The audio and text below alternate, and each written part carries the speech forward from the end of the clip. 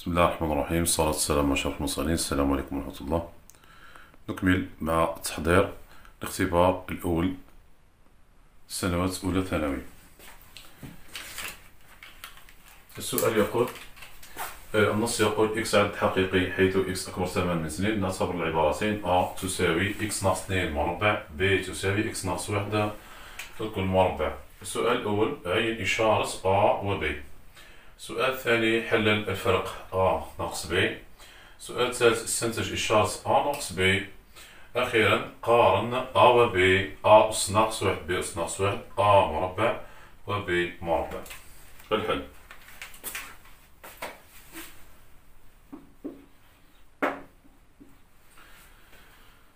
المعطيات إكس عدد حقيقي وإكس أكبر تماما من سنين. كفهم جيد المعطيات يا جماعة، بمعنى إكس هنا يأخذ القيم نمثلو المتباينة هذه على مستقيم عددي باش تعرف برك واش مدولك 0 1 2. بمعنى هنا إكس يأخذ القيم من سنين مفتوح مجال هذا 2 مفتوح إلى زائد ما لا نهاية. إكس صح، بمعنى إكس هنا راهو موجب.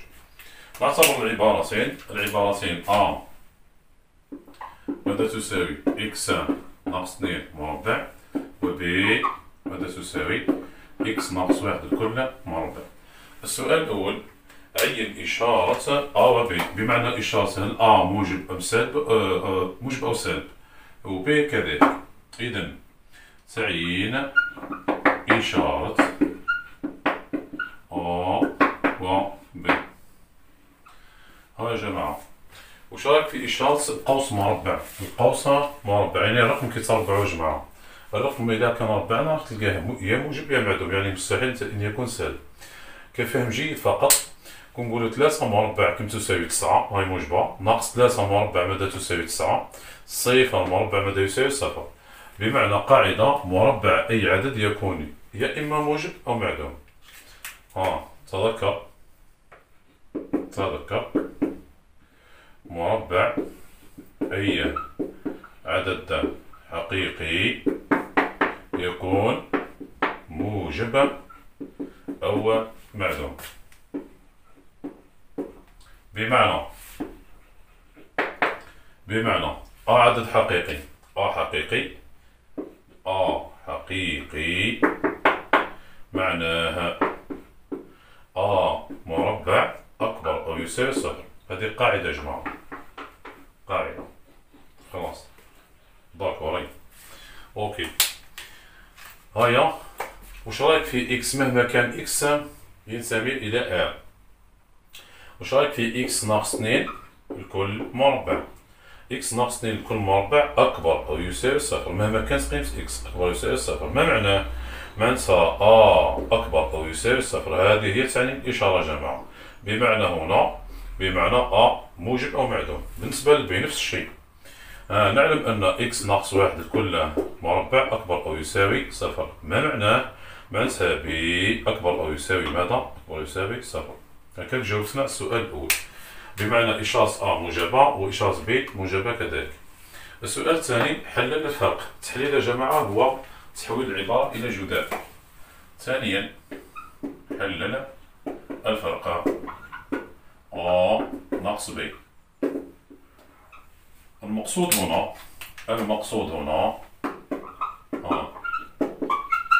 هو كتابة الفرق أ ناقص ب على شكل جداء. هذا مكان نكتب الفرق على شكل جداء وصحيح. إذا أ ناقص ب ماذا تساوي؟ أ ناقص ب واش تساوي لنا؟ تساوي لنا قوس مربع ناقص قوس مربع. عندي إكس ناقص 2 مربع وهنا إكس ناقص 1 مربع. هذه يا جماعة عبارة عن متطابقة شهيرة رقم 3. شوف هنا كون نعوضو هذه بالأ صغيرة وهذه نعوضوها ب صغيرة، تسمى العبارة هنا من شكل أ مربع ناقص ب مربع. الفرق هنا عبارة عن متطابقة شايرة هي را، وتطبق شايرة، بمعنى أ ناقص ب رقم 3 بيس رقم 3، بمعنى أ ناقص ب ماذا يساوي؟ يساوي أ مربع ناقص ب مربع. ها واش يساوي لنا؟ يساوي لنا أ ناقص ب في أ زائد ب. هذه الفهم الجيد. واش تساوي لي؟ دوكا عوض لنا أ بما يساويها بما يساويها إنسان. ها واش نقول؟ عارضة ضرب عارضة. اضرب اللغات الاقواس دركا. عوض لي الأ بما يساويها قوس، عندي ناقص قوس أو بي بما يساويهما، وعندي قوس زائد قوس وخلاص. هاي الأ تاعنا هي إكس ناقص 2، هنا البي إكس ناقص 1، الأ إكس ناقص 2، البي إكس ناقص 1. حذاري من الإشارة هذه. الإشارة هذه تحم في زوج والزحالين في زوج. إذا الناتجة ماذا نجد؟ إكس ناقص 2 ناقص إكس ناقص 1 معناتها تولي زائد 1 في عندي هنا إكس ناقص 2 زائد إكس ناقص 1. سي بون. إذا أ ناقص ب ماذا تساوي؟ هنا إكس يلغى مع ناقص إكس لأنهما متعاكسان. ناقص 2 زائد 1 ماذا تساوي؟ ناقص 1 في هنا عندي إكس و إكس 2 إكس ناقص 2 ناقص 1 كم تساوي؟ ناقص 3. خلينا النتيجة هكا. هاو التحليل تاع الفرق تاعك أ ناقص ب، هاي نتيجتك. دوكا هادي واش راح نديرو بيها؟ على حتى سقسانا، على حتى سقنا هكا. دوك تشوف على هاي حللنا الفرق وحولناه إلى جداء وناقص 1 في قوس. السؤال اللي وراه واش قالك؟ قالك استنتج إشارة أ ناقص ب. استنتج إشارة أ ناقص ب. غادي نخلي لك المعلومة تاع إكس، غادي نخليها لك أ ناقص ب. استنتاج إشارة أ ناقص ب. شكون تقول لنا جماعة هنا كيف نديرو؟ هاي عطيونا فكرة. استنتاج إشارة أ ناقص ب. أ ناقص ب يا جماعة يبدا لاس إكس. ركز معايا. أ ناقص ب، لاحظ أن أ ناقص ب ماذا تساوي؟ ناقص 1 في 2 إكس ناقص 3. بمعنى إشارة أ ناقص ب من إشارة إشارة أ ناقص ب هي نفس إشارة الجداء. إشارة ماذا؟ ناقص 1 في 2 إكس ناقص 3. داكور أوكي. دوكا كيف راح نعين الإشارة تاع ناقص 1 في 2 إكس ناقص 3. عطينا المعلومة اللي بدلك على إكس. ها المعلومة اللي بدلك على إكس. تسمى هنايا شوف ساعات التلاميذ واش يقولوا لنا؟ نعوضو برك قيمة، مثلا نعوض إكس ب3 ونستنتج الإشارة. ماشي هكا الخدمة. والمعلومة هذه علاه مديتها لك أنا؟ المعلومة هذه هو مديها لك باش توظفها باش تخدمها، وعلاه مديناها لك؟ شوف هنا دوكا انت هاد المقدار هذا العبارة هذه بمعنى لازمنا نبنيوها. بمعنى تبدا انت دير لها الحصر، يعني دير لها الحصر صحا. إكس تاعك راهو أكبر تماما من 2. هذا سؤال محذوف. كان قادر يقول لك عين حصر المقدار هذا. إكس أكبر تماما من 2. وشو الأولويات يا جماعة؟ قريناهم. أولويات إكس مضروب تضرب في 2 ومن بعد تزيد لها ناقص 3 ومن بعد ضرب النتيجة في ناقص 1. هاي تبان الإشارة. وراح دير واش قلت لك. قال نعلم أن إكس أكبر تماما من 2. هذه من المعطيات. الأولويات قلنا نضرب في 2. نضرب في 2. ماذا نجد؟ 2 إكس أكبر تماما من 4. كي ضرب هنا في 2 هذه ضربها في 2 وهذه ضربها في 2 وما تبدلش الاتجاه باسكو 2 موجبة. روح فهمنا. ومن بعد نضيف ناقص 3. كي نضيف ناقص 3 جماعة ما يصرى والو. علاه؟ باسكو أني زدت مش ضربت في ناقص 3، أني ضفت. نضيف ناقص 3 نضيفها للطرفين. بمعنى ماذا نجد؟ 2 إكس ناقص 3 أكبر تماما من 4 ناقص 3. 4 ناقص 3 كم تساوي؟ 1. سي بون. ومن بعد الخطوة الأخيرة أضرب في ناقص 1. دوكا كي تضرب في ناقص 1 بدل غير الاتجاه. دوكا رانا جماعة ما هي الحالات الثلاث التي تغير فيها المتابعين الاتجاه؟ ها الجواب واش؟ ها كينضرب في عدد سالب وكون نقلب وكون مربع السالبين، ثلاث حالات تبدل لي فيهم الاتجاه. اوكي دوكا نضرب في ناقص واحد، نضرب في ناقص واحد. ماذا نجد؟ ماذا نجد؟ ها ناقص واحد في 2 إكس ناقص 3. متابعينا كان الاتجاه تاعها نحو اليمين يصبح نحو اليسار، نغير الاتجاه. ها كنضرب هنا في ناقص واحد، النتيجة ماذا تصبح؟ ناقص واحد. سي بون. هذا المقدار يا جماعة، هذا وهذا المقدار واش هو؟ هذا هو الفرق، هو أ ناقص بي. إذا أ ناقص بي أقل تماما من ناقص واحد. هاك هذا انت هنا باش تستنتج الاشاره تاع الفرق. ركز معايا مليح، واش محتمل ترسمها انا باه نفهمك. ها المستقيم تاعك مستقيم عددي ناقص ما يزيد ما لا نهايه، والصفر تاعك صح، ها صفر. دوكا القوس تاعك انت او يدير قيم من ناقص واحد ويروح لليسار من ناقص واحد وهبط. هاك القوس تاعنا ها هو هاك، هذا هو القوس تاعنا، بمعنى ا ناقص بي، ا ناقص بي هكا راهو اقل تماما من ناقص واحد. ناقص بي أقل تماما من ناقص واحد، بمعنى ما هي إشارته؟ سالبة. وحنا على بالنا باللي القيم هنا اللي موجودة على اليسار تاع الصفر هذه وش بها؟ قيم وش بها؟ سالبة. قيم هنا سالبة، والقيم هنا من صفر وروح حتى زايد ما لا نهاية قيم واش نقولوا عليها؟ موجبة. قيم هنا موجبة. درك انت القوس تاعك أو ينتمي إلى مجموعة القيم واش؟ السالبة، القيم السالبة. إذا هنا ما يمكن نقولوه هنا قال إذا ناقص بي من إشارة ماذا؟ من إشارة سالبة أقل تماما من صفر.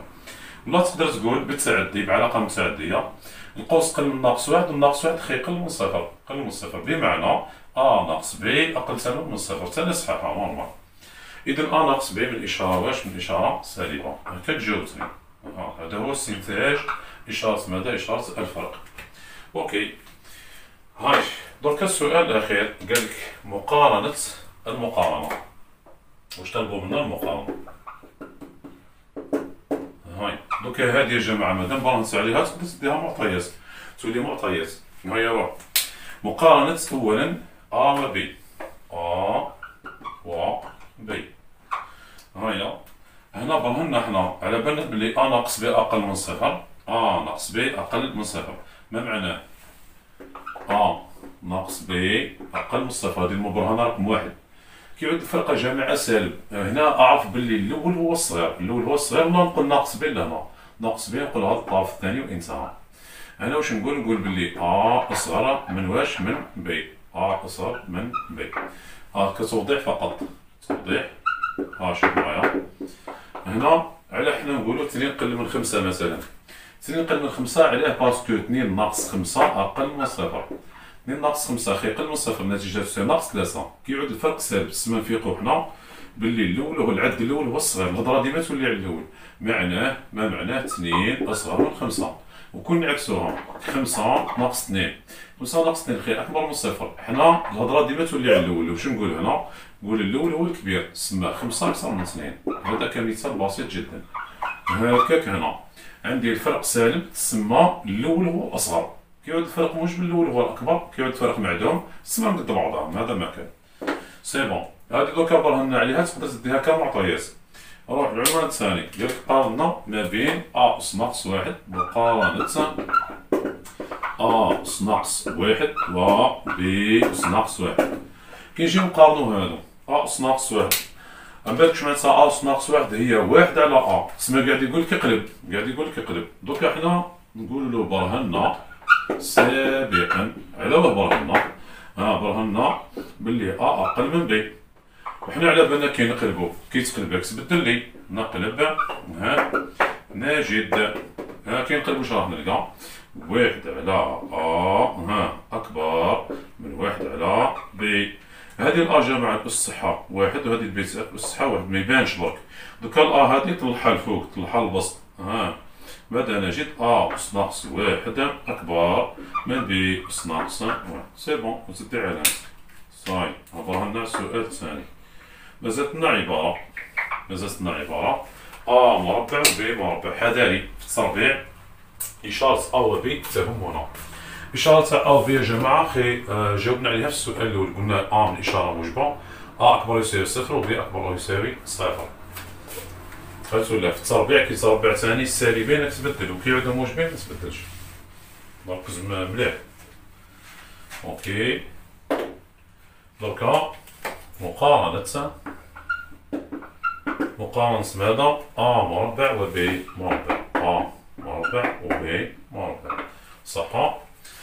عندنا برهنا على هذه. برهنا سابقا أن أ أقل من ب. هذه وجدنا سابقا.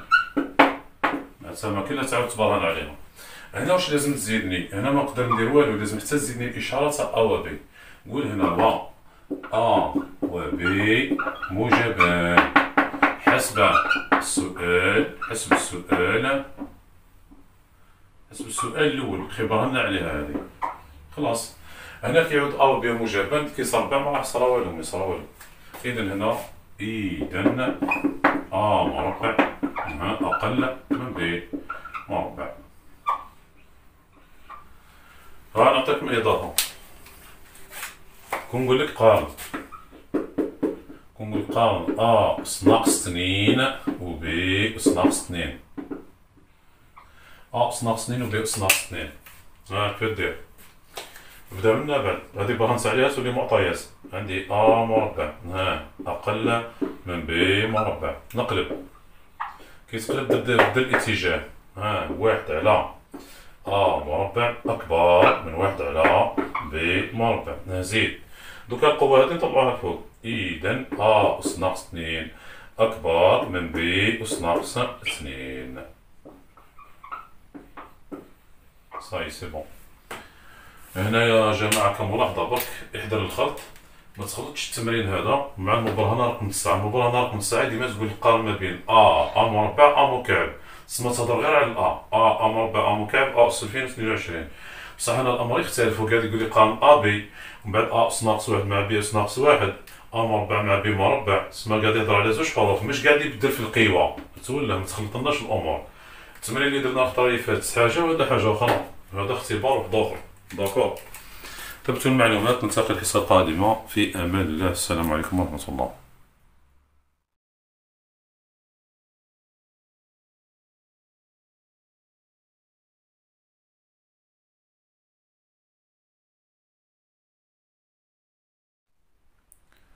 بسم الله الرحمن الرحيم. الصلاة والسلام على أشرف المرسلين. السلام عليكم ورحمة الله. نكمل مع تحضير الاختبار الثلاثي الأول. نأخذ نموذج آخر. أ و ب عددان موجبان تماما. أ يساوي جذر أ زائد جذر ب و ب يساوي جذر كلي ل أ زائد ب. حذاري لا يمكن فصل الجذر في حالة الجمع. حذاري جذر أ زائد ب أي لا تساوي جذر أ زائد جذر ب. احذر. السؤال الأول احسب أ مربع ب مربع أ مربع ناقص ب مربع بمعنى والفرق. قارن أ مربع و ب مربع ثم استنتج مقارنة ما بين أ و ب. الحل. ركز. ها يا جماعة حساب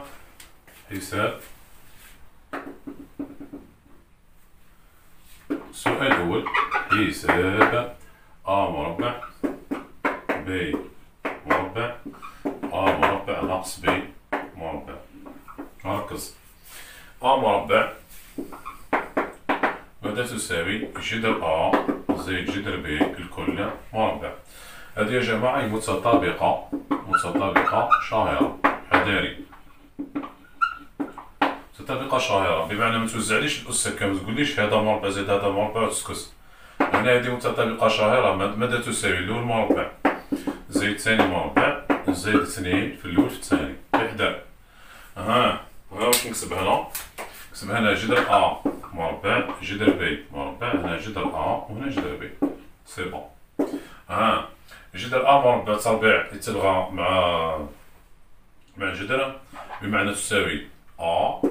هذه كيف ب زائد 2 جذر أ جذر بي. تقدر تزيد تعدل هنا تكتب أ زائد بي زائد 2 جذر كلي تا أ في بي تا أ في بي. هاي أ مربع ساكن.